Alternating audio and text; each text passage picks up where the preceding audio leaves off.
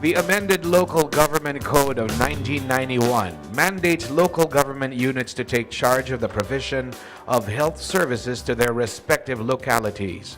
Local chief executives, however, operate with very limited budgets and face the challenge of resourcing health versus other basic services and facilities. Beyond nationally initiated solutions, local models have demonstrated that local government units can successfully pursue UHC towards better health and economic outcomes. Results can be astounding when LGUs prioritize health and pursue innovative solutions towards optimizing local resources.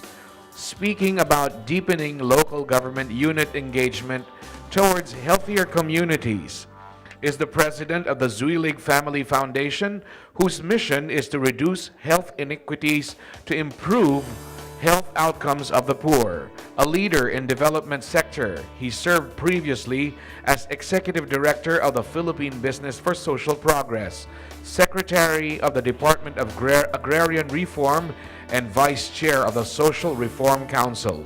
Let us all welcome Mr. Ernesto Garilao.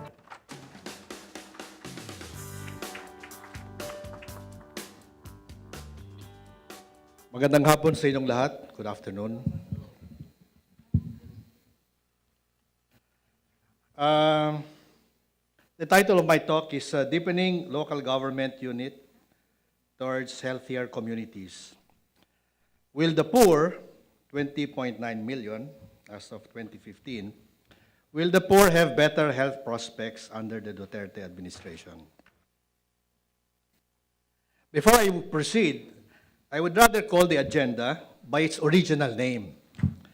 And the original name was Duterte Health Agenda. Because it is the President, through the Secretary of Health, who is ultimately accountable for the fulfillment of its goals and guarantees. The greatest challenge of the Philippine health system, and I think Secretary Cabral mentioned this last year, is health inequities.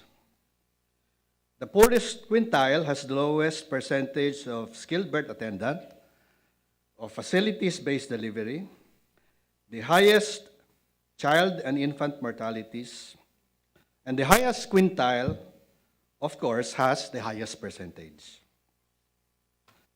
Children from the poorest 20% of the households are 3 times more likely to die before their 5th birthday compared to the children of the rich. And mothers from poor communities are 5 times more likely to die from complications of pregnancy and childbirth than their affluent counterparts. Clearly, these are serious health inequities, and it is not a recent phenomenon. And the late Secretary of Health, Romualdez, reported in 2008 in his centennial lecture that the 1991 devolution of health further deepened the inequity. The devolution of health services, care, while the provincial system better. While we have made progress in reducing maternal mortality, the rate of change has been slow, at just 2%, which is comparable to the rate of change of maternal mortality in Papua New Guinea. Other countries in Southeast Asia have overtaken us, and as Dr. Butching showed, Vietnam has better health indicators in life expectancy, infant mortality, under 5 mortality, maternal mortality. You take a look at the figure, and you really see the drastic drop of Vietnam, whereas us, the red, really just goes up and down on the 11. Dr. Paul Battledon once said, "Every system is perfectly designed to get the results it gets." In this case, this means that our public health system is designed perfectly to produce modest results. It is modest because inequities are embedded in the system, So what is it in the system that continually produces modest health indicators? Since the devolution of local government have been mandated to ensure and support health, among other things, it is said that health outcomes, or the length of life and quality of life, are products of policies and programs, and by the following health factors, social determinants like education and incomes account for 40%, health behaviors 30%, clinical care 20%, physical environment like air and water quality 10%.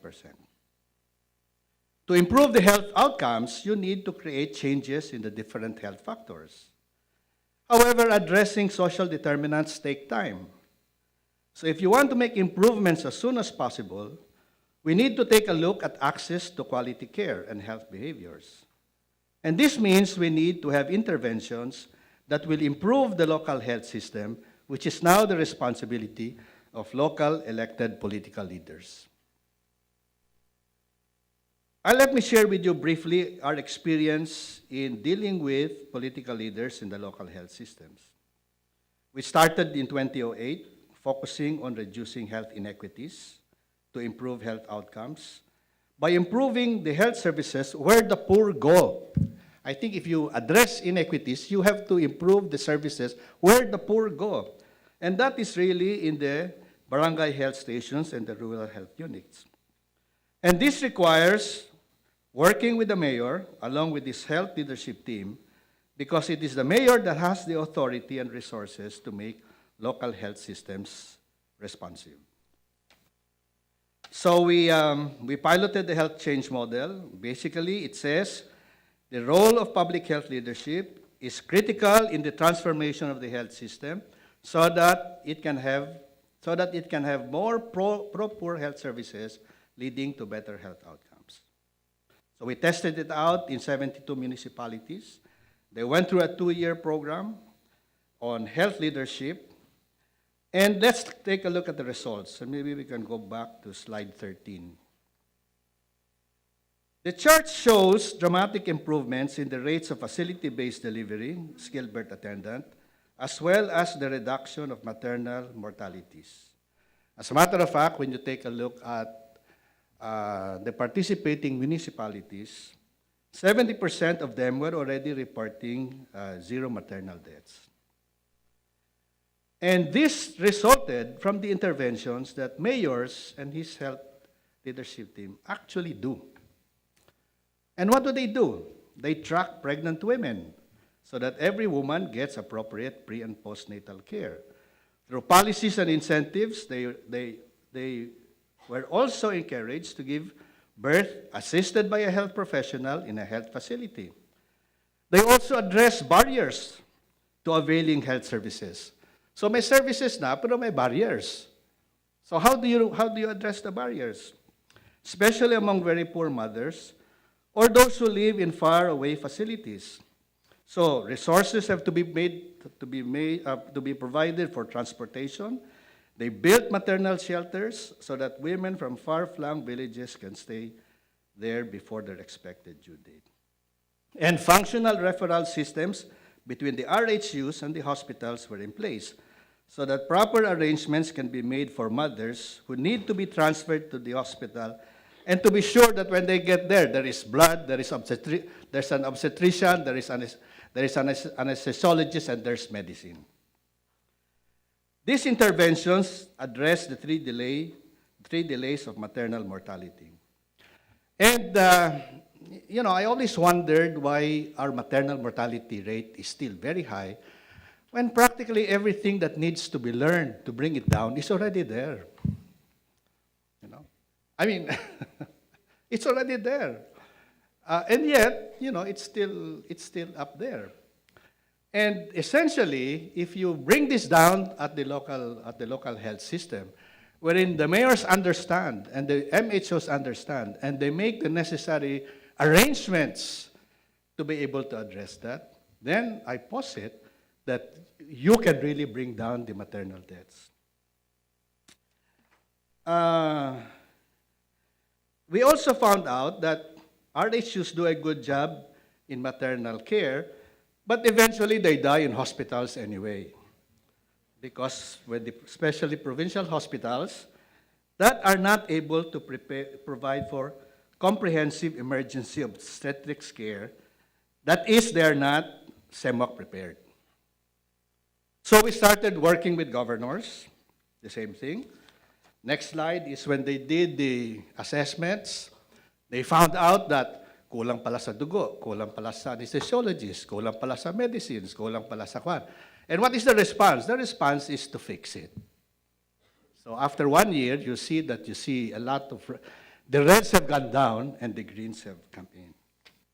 But let me tell you what the governor of Pangasinan did. He took a look at all his hospitals, and that is his consolidated scorecard. And after a year, it all became green. CEMOC ready. So for so long as you go to the hospital on time, chances are you will be saved. Maliban lang kung you are there delayed. You know. Now, what accounts for that? Governor Espino has always had health as his priority. And but he gave full support to his provincial health officer. They made significant improvements, and they met most of the targets, and addressed the challenges of the changes associated with the 3 delays.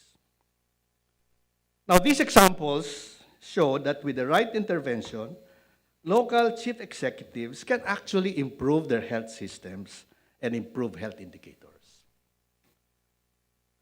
Now, what are the emerging lessons that we learned from the health leadership and governance to make local health systems responsive to the poor?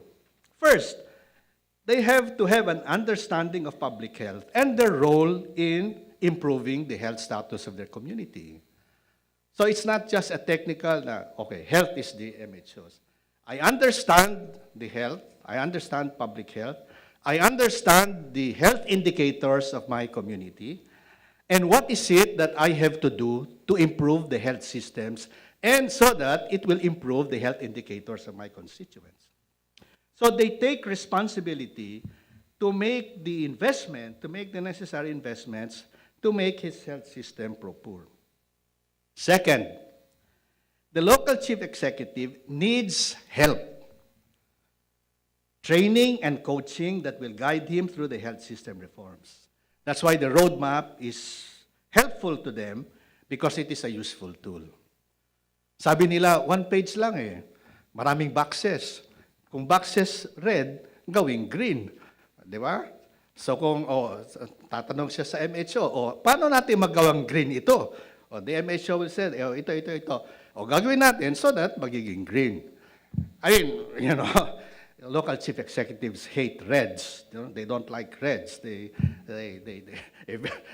want to get it done. So it becomes very, very useful. They say, I want to do it, but you have to show me how.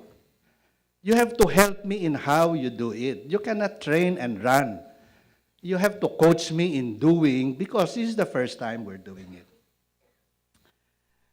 Earlier I mentioned that if we need to have better health outcomes for the poor, there must be some changes in the health system to complement the ongoing efforts to ensure that the Philippine health agenda results in better health outcomes for the poor. Let me cite 2. First, the direct reforms to make the systems pro-poor. And the recent instructions for DOH in terms of contributions of the city and municipal officers to the 12 legacies show that pro-poor interventions are already being made or mandated. Example, 100% of poor families should be profiled and monitored. 100% of the poor covered by social health insurance. 100% of the poor provided with annual checkup. 100% of children under 5 weighed in all barangays. So there is already an effort to say who are the poor, and all of them, 100% of them, must have this, and that's the accountability of the municipal health officer, city health officer, together with the mayor. In terms of services, health center properly stocked with essential medicines, PhilHealth accredited 4-in-1, 100% functional electronic medical record, all barangays visited, etc., etc. And in terms of delivery, you have certain metrics there. And the data said. Second, to operationalize the pro-poor legacies, make local chief executives and health leaders committed to make the poor their priority. So, 105 million. Yung priority mo, 21 million lang. You know, kasi that's where the inequities are. They have to have an inequities lens. Is there inequities lens in the way they run their health system? Because if they have that, then they were zero in on the quintile 1 that needs the primary services. We have done that with DOH. So far, it is available in 640 municipalities. This is what the ASEC Tayag is saying. It is currently being done. It is being recasted, the Health Leadership and Governance Program, in support of the Philippine Health Agenda. And it is also being made mayor to city mayors and city governors. So what is now the new learning? Continuity of care, triple burden of disease, service delivery. The things that are being said now are now being brought to the Leadership and Governance Program so that they understand how they will operationalize the Philippine Health Agenda in their localities. Now, what is needed, however, the other interventions needed to deepen accountability. Oh, ito na ginagawa. How do we now deepen the accountability? First, and I think this is most important, I think Butching mentioned it. If our priority is the 21 million, we need to monitor the progress of these legacies on the ground. Okay, you identify the poor. Do they have access? Is that being monitored? And if they have access, are their health indicators actually improving? You cannot just say 20 million. You have to say 20 million, in province X it is this, in barangay X it is this, and who are they? Do they have access? Indicators. And I think that's the one that's lacking now.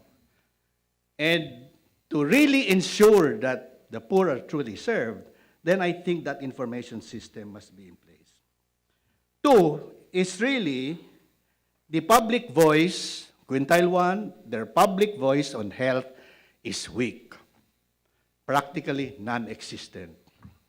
Nobody goes to Mayor Coro, poor, and rallies against Mayor Coro, and he said, you know, you do not have blood here, blah, blah, blah. He doesn't get that. The public voice of quintile 1 is poor. And therefore, what should be done is really to come up with mechanisms, inclusive mechanisms, that empower the poor for community participation. 3 is the need to improve the quality of DOH engagement with local chief executives. And these are really with reference to the PHTLs and DMOs. And improving them in the way they coach mayors and in the way technical assistance is given to the municipality. The quality of that engagement has to be clear. It's already there. In other words, if you ask the regional directors, they will tell you the assessments. Ito magaling na, ito hindi pa magaling, ito needs updating. You just have to do the continuing improvement of their capacities. There must also be a system of incentivizing mayors who perform well, performance-based grants, and sanction those mayors with poor health indicators. What do you do with mayors who don't do it? I mean, let them loose. Diba? My favorite example was a province I will not mention. His provincial hospital was producing 25 maternal deaths a year. O bakit ganon? Kasi walang doktor, walang dugo, walang ganito, walang ganyan. Alam naman niya, ginagawa niya ba? Hindi. So what do you do with governors like that? Dapat may sanctions. Five, pay attention to municipalities with high burden, have committed mayors, but insufficient ERA. And therefore, additional resources must be made available to them. 6 is fix the linkage between preventive care and curative care. I think Butching said this, which for long-term sustainability. The provincial health system, headed by the governor and his health leadership team, must have the overall accountability for the provincial health indicators. This is a change in mindset. Heretofore, governors look at hospitals. They don't look at preventive care. Some of them even don't look at hospitals. But to make the system efficient, you need to have the provincial governor as the provincial champion responsible for curative care and oversight on preventive care. And for that, he needs a competent provincial health team to be able to do that. In closing, last 2 minutes. In closing, what we, private and public health leaders in this room, diba? We face is the challenge of changing the health system that produce modest health gains. I don't think we should be contented with modest health gains, which, if you analyze per quintile, will tell you that the great losers of this system is really your quintile 1. Our challenge is to move the needle by changing or modifying elements in the system, because if we don't, we condemn quintile 1 to modest health gains. So our collective challenge is to make the Philippine health agenda work so that by 2022, health inequities will be reduced and the poor can truly have better health indicators. And President Duterte, in his final speech, can say, I promised you better health systems. I promised you better health indicators for the poor. I did it with Secretary Obial. So palakpak tayo. Thank you very much. Thank you, Mr. Garilao, for your presentation. We invite you to post your commitment on health on our wall.